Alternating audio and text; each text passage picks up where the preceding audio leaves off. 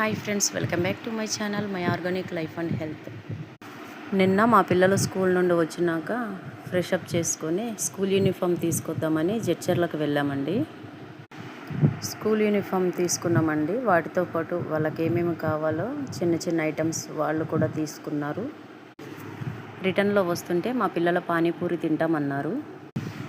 Panipuri healthy కాదు నాన్న, తినకూడదు అని చెప్పినా కూడా ప్లీజ్ డాడీ ఈ ఒక్కసారికి తింటాము అని మారం చేశారు. రెగ్యులర్గా తినిపించం కదా, ఎప్పుడో ఒకసారి కదా, వాళ్ళని ఎందుకు హర్ట్ చేయడం అని చెప్పి తీసుకెళ్ళామండి. నేను యువనైతే పానీపూరి తిన్నామండి.